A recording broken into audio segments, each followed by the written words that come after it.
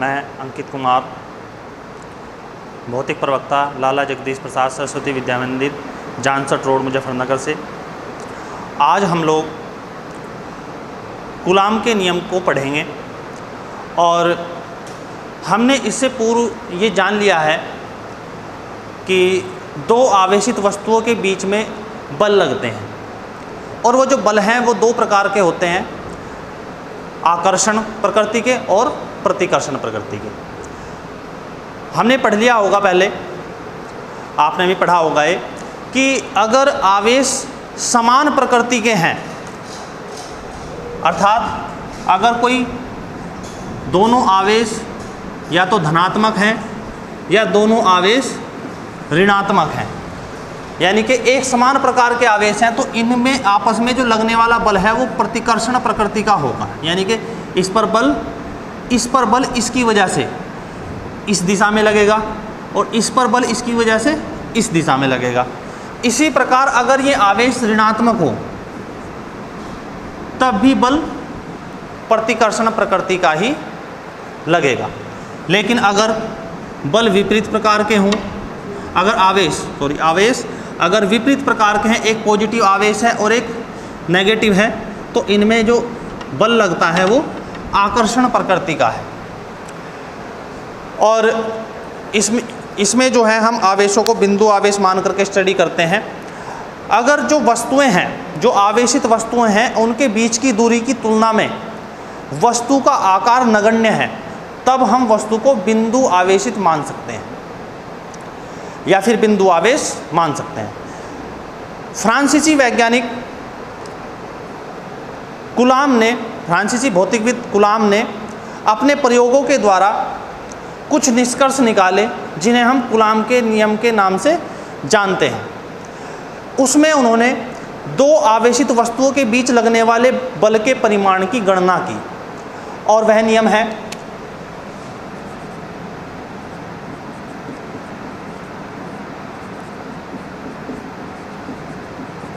उन्होंने बताया कि यदि हमारे पास दो बिंदु आवेश हैं Q1 तथा Q2, तब उनके बीच लगने वाले जो आकर्षण या प्रतिकर्षण बल हैं उनके आवेशों के परिमाण के गुणनफल के अनुक्रमानुपाती तथा उनके बीच की दूरी के वर्ग के व्युत्क्रमानुपाती होता है। अतः हम ये लिखेंगे, दो बिंदु आवेशों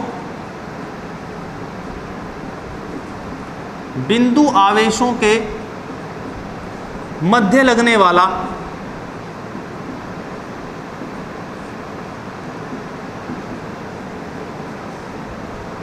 आकर्षण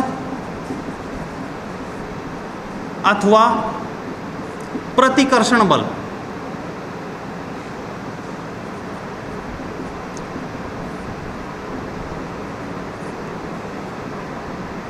दोनों आवेशों के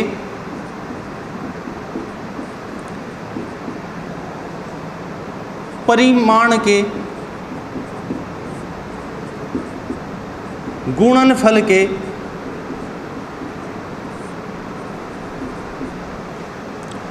अनुक्रमानुपाती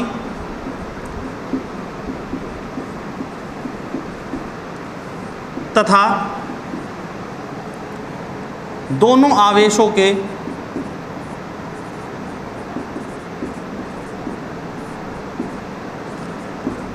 बीच की दूरी के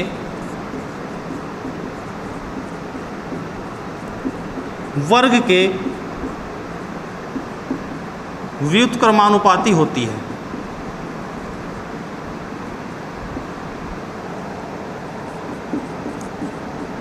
अर्थात अगर हमारे पास दो आवेश हैं Q1 और Q2 और उनके बीच की जो दूरी है, ये Q1 है, ये Q2 है, और इनके बीच की जो दूरी है वो R है, यानी कि हमारे पास दो आवेश हैं Q1 और Q2, उनके बीच की दूरी R है। तो कूलाम जो थे उन्होंने ये प्रयोगों द्वारा निष्कर्ष निकाला कि जो बल होता है आवेशित वस्तुओं के बीच में, बिंदु आवेशित वस्तुओं के बीच में, वो दोनों आवेशों के परिमाण अर्थात Q1 और Q2 इनके गुणनफल के, इनके परिमाण के गुणनफल के अनुक्रमानुपाती होगा तथा ये बल इनके बीच की दूरी के वर्ग के व्युत्क्रमानुपाती होता है। अर्थात अगर इनके आवेशों के परिमाण बढ़ते हैं तो बल का परिमाण भी बढ़ जाता है, अगर इनके बीच की दूरी बढ़ेगी तो बल घटेगा। ये अनुक्रमानुपाती का साइन यहाँ लिख देते हैं हम, जहाँ Q1 Q2 दो आवेश, बल्कि लिखेंगे जहाँ F दो आवेशों Q1 तथा Q2 जिनके बीच की दूरी R है के मध्य लगने वाला बल है। तो यहाँ पर जो F है, F इन दो आवेशों के बीच लगने वाला बल है। अनुक्रमानुपाती का साइन हटाएंगे तो यहाँ पर एक कांस्टेंट आएगा, मैं एक कांस्टेंट ले लेता हूँ K। तो यहाँ लिखेंगे हम K क्या है, K अनुक्रमानुपाती का साइन हटाया हमने इसलिए आया, तो K जहाँ पर K क्या है, जहाँ K अनुक्रमानुपाती नियतांक है।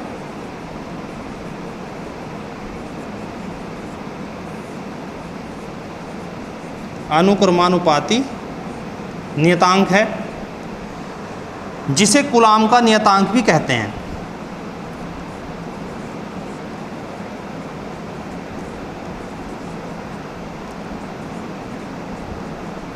कूलाम का नियतांक भी कहा जाता है।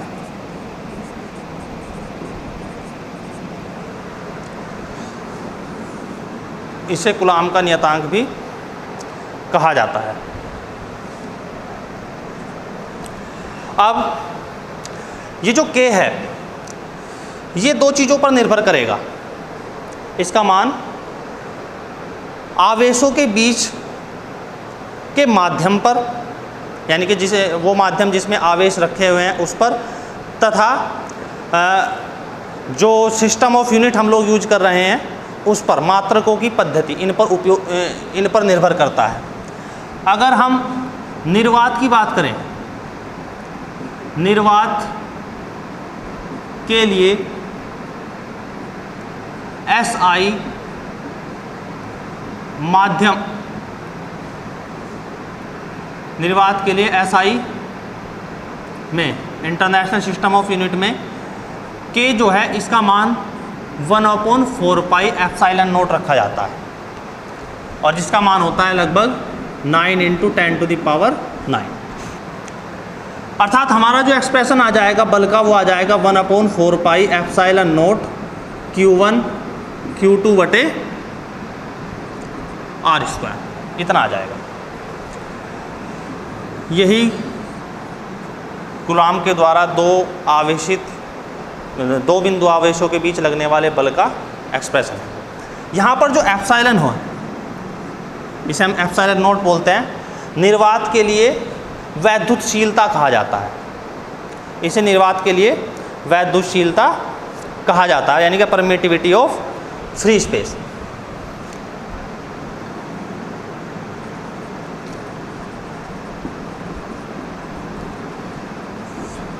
विद्युतशीलता, परमिटिविटी ऑफ फ्री स्पेस।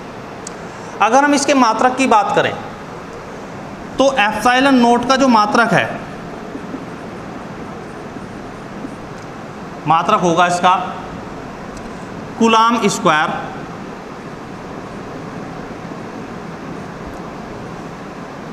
बटे न्यूटन मीटर स्क्वायर, ये होता है। तो एप्सिलॉन नॉट का मात्रक क्या हुआ, coulomb square newton metre square. अब अगर ये बिंदु आवेश निर्वात के स्थान पर किसी और माध्यम में रखे हुए हों, तब यदि, अगर सेकंड पॉइंट यहाँ पर तो ये निर्वात में था, अगर ये जो वस्तु है, ये जो बिंदु आवेश है, ये किसी और माध्यम में रखे हैं, यदि आवेश किसी एप्सिलॉन विद्युतशीलता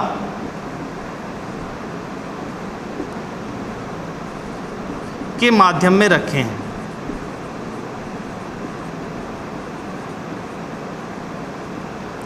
तब हम यहाँ पर एप्सिलॉन नोट के प्लेस पर हमारा फॉर्मूला आ जाएगा 1/4 पाई एप्सिलॉन Q1 Q2 बटे R स्क्वायर, अर्थात दो बिंदु आवेशों के बीच लगने वाला बल ये होगा। तथा हम लोग जानते हैं एप्सिलॉन बराबर होता है K epsilon note, K times of epsilon note, जहाँ K परावैद्युतांक है, डाइलेक्ट्रिक कांस्टेंट है माध्यम का। तब F बराबर आ जाएगा 1/4 पाई K epsilon note Q1 Q2 बटे R स्क्वायर। ये एक्सप्रेशन तब है जब हम आवेशों को रखते हैं किसी अन्य माध्यम में जिसका परावैद्युतांक K है। और यहाँ से एक रिजल्ट और निकलता है कि अगर किसी अन्य माध्यम में हम रखते हैं जिसके लिए K की वैल्यू ज़्यादा होगी, तब बल घट जाता है, K बढ़ने पर बल घटेगा। अब K जो परावैद्युतांक है वो कैसे कैसे निर्भर करता है, अब हम देखते हैं। जो K है वो निर्वात के लिए 1 होता है। ये जो एक्सप्रेशन था ये हमने निर्वात के लिए पढ़ा था। अगर यहाँ हम K = 1 पुट कर दें तो सेम आ जाता है, अर्थात ये एक्सप्रेशन दोनों के लिए होगा। तो K बराबर 1 किसके लिए होगा? निर्वात के लिए। और K बराबर इनफाइनाइट होगा धातु के लिए, मेटल्स के लिए। धातु के लिए K बराबर अनंत होगा। और परावैद्युत के लिए क्या होगा? जो K का मान है अनंत से कम और 1 से ज़्यादा, अनंत से कम और 1 से ज़्यादा परावैद्युत के लिए। परावैद्युत आप लोग जानते होंगे, इंसुलेटर्स को कहते हैं, डाइलेक्ट्रिक सब्सटेंस। ऐसे पदार्थ जिनके इलेक्ट्रॉन टाइटली बाउंड होते हैं न्यूक्लियस से, उन्हें हम परावैद्युत पदार्थ कहते हैं, ठीक है ना। तो परावैद्युत के लिए ये होता है। अब हम लोग कूलाम के नियम से संबंधित कुछ और बातों को पढ़ेंगे। अगर कभी कभी हमें कहा जाए कि F और R के बीच ग्राफ खींचे, यानी कि बल जो है वो दूरी के साथ कैसे निर्भर करता है, F और R में अगर हम ग्राफ खींचे तो कैसे आएगा? क्योंकि F is inversely proportional to R square. F R square के व्युत्क्रमानुपाती होता है। क्योंकि R स्क्वायर के व्युत्क्रमानुपाती होता है तो कैसा आएगा ग्राफ? ऐसा आएगा, ठीक है ना। आप कुछ महत्वपूर्ण बिंदु हम लोग पढ़ लेते हैं कि कूलाम का नियम कब कब लागू होगा।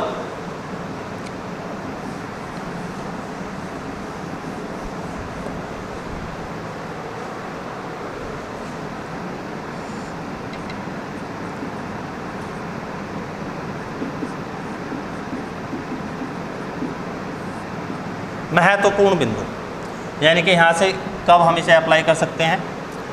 तो सबसे पहली बात कि ये प्रैक्टिकली इसे बनाया गया है, तो सिद्धांतिक रूप से इसे हम प्रूफ नहीं कर सकते, ठीक है ना। केवल प्रैक्टिकली इसे एक्सप्लेन किया गया है, प्रैक्टिकली इसे ड्राइव किया गया है। सबसे पहली बात, ये बिंदु आवेशों के लिए सत्य है। यह है बिंदु आवेशों के लिए।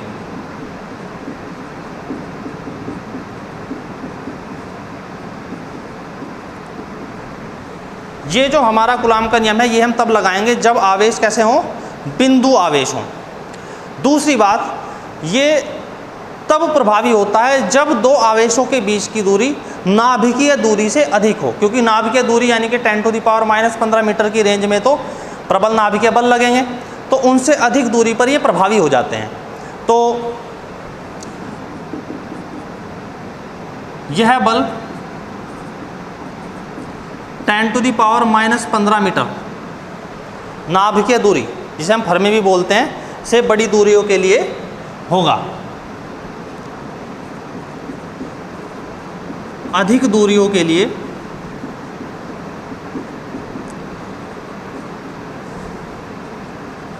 प्रभावी होगा। बल क्या है, नियम लिखेंगे हम। ये जो नियम है कब लगेगा, जब दूरियां कितनी है 10⁻⁻15 मीटर से अधिक है। दूसरी बात, ये इंटरविनिंग मीडियम पर डिपेंड करता है। तो हम यहाँ लिखेंगे एक सबसे इम्पोर्टेंट बात लिखेंगे कि दो आवेशों के बीच लगने वाला बल अन्य आवेशों की उपस्थिति से प्रभावित नहीं होता है। दो आवेशों के मध्य लगने वाला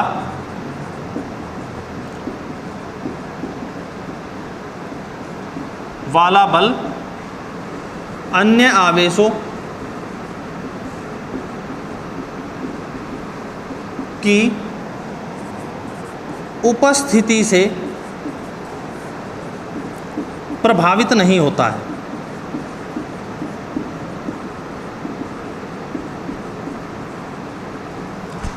अर्थात अगर हमारे पास ये एक बिंदु आवेश है, ये बिंदु आवेश है Q1 है और Q2 है, इनके बीच में अगर बल F लग रहा है तो तीसरा आवेश अगर यहाँ आ जाए Q3 तो इसकी उपस्थिति से इनके बीच लगने वाले बल F पर कोई भी प्रभाव नहीं पड़ता है। चाहे यहाँ पर चौथा बल Q4 आ जाए, लेकिन इन Q1 पर Q2 की वजह से जितना बल लगेगा वो बल उतना ही लगता है। ठीक है ना।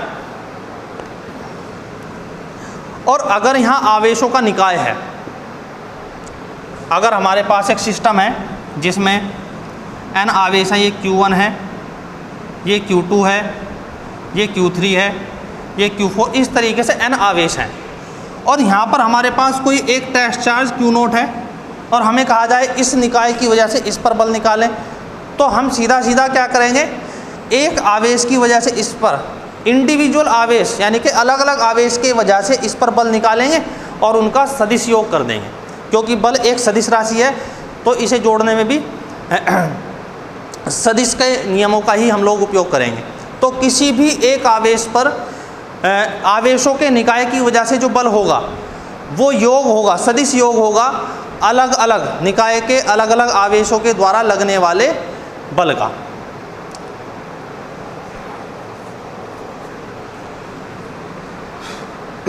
इस प्रकार हम लिखेंगे,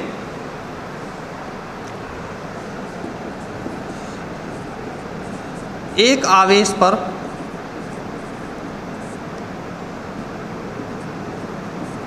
किसी निकाय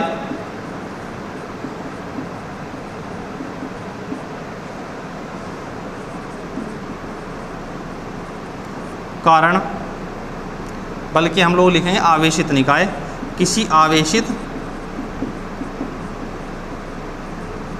निकाय के कारण लगने वाला बल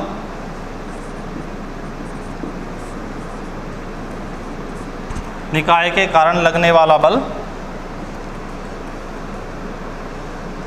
आवेश पर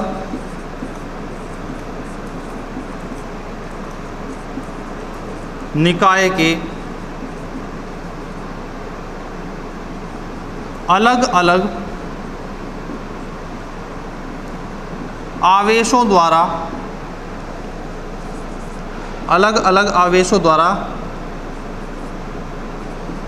लगाए गए बल का सदिश योग होता है। सदिश योग होता है। जैसे अगर यहाँ पर हमारा एक आवेश था Q0 और ये हमारे पास एक निकाय है, यहाँ पर बहुत सारे आवेश हैं, इसमें Q1, Q2 और Q3 इस तरीके से हैं। तो अगर इसने बल F1 लगाया, इसने लगाया F2, इसने लगाया F3 और यहाँ पर जो nवा आवेश है उसने जो बल लगाया वो लगाया Fm, तब इस आवेश पर लगने वाला कुल बल F अलग अलग जो आवेश हैं निकाय में उन्होंने जो इंडिविजुअली बल लगाया उन सब का सदिश योग होगा। तो F वेक्टर बराबर F1 vector plus F2 plus F3 और इस तरीके से क्या हो जाएगा Fn। यह अध्यारोपण का सिद्धांत भी है ठीक है ना। अब हम लोग कूलाम के नियम के सदिश रूप को पढ़ेंगे।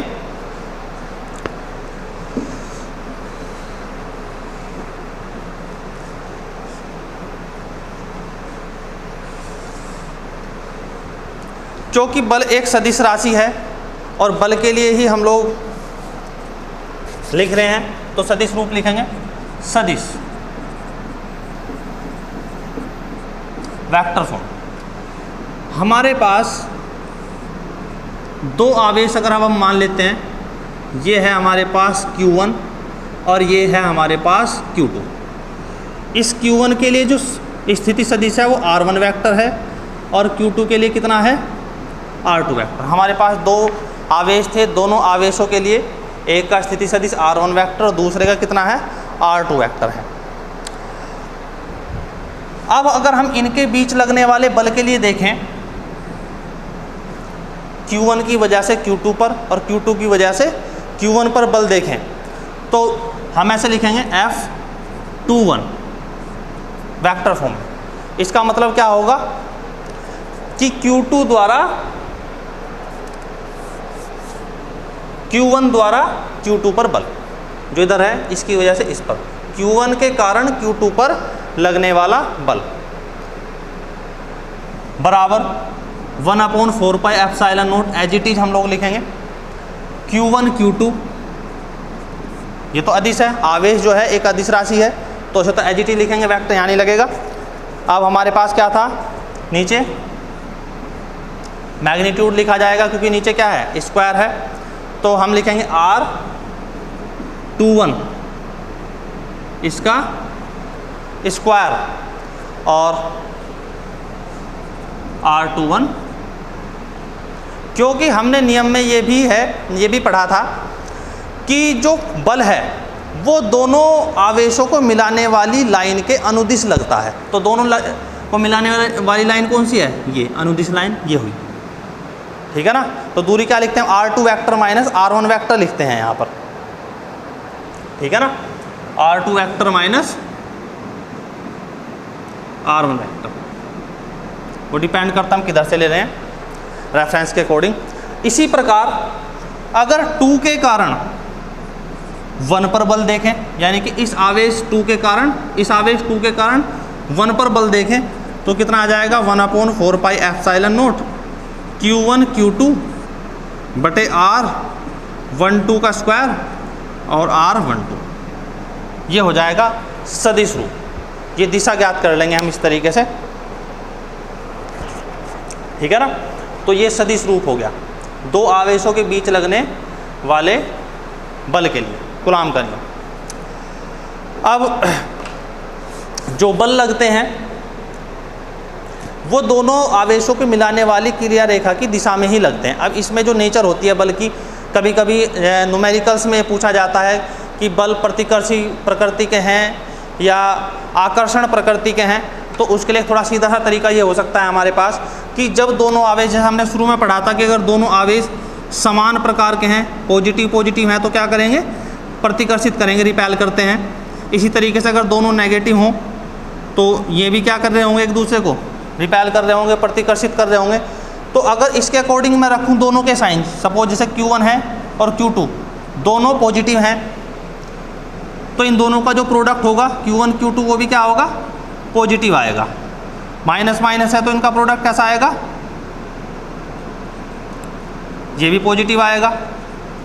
तो अगर सिंपली रख रहे हैं हम, केवल मैग्नीट्यूड की बात कर रहे हैं, हम फोर्स का मैग्नीट्यूड निकाल रहे हैं, तो हम यहाँ पर जब हम पुट करते हैं F बराबर Q1 Q2 बटे R², तो यहाँ पर जो है अगर दोनों के साइन सेम है तो ये टर्म कैसी आ जाती है पॉजिटिव। तो अगर ये पॉजिटिव है तो हम कह सकते हैं कि बल कैसे हैं रिपल्सन, यानी कि प्रतिकर्षण प्रकृति के हैं। और अगर जो दोनों हैं, अगर दोनों के दोनों अपोजिट हों आवेश, जैसे एक धनात्मक है एक ऋणात्मक है, यानी कि Q1 पॉजिटिव और Q2 क्या आ जाए नेगेटिव, तो दोनों का प्रोडक्ट क्या हो जाएगा Q1 Q2 हो जाएगा हमारे पास नेगेटिव हो जाता है। तो अगर F जो कि Q1 Q2 बटे आर स्क्वायर है वो नेगेटिव आए, तो नेगेटिव कब आएगा? जब दोनों जो आवेश हैं वे विपरीत प्रकृति के हैं, और विपरीत प्रकृति के होंगे तो उनमें कैसा बल लगता है? आकर्षण का बल लगता है। तो आकर्षण का बल लगेगा कब? जब ये नेगेटिव आए। तो अगर बल ऋणात्मक आ रहा है तो हम कहेंगे कि वो आकर्षण प्रकृति का होगा। Thank you for watching.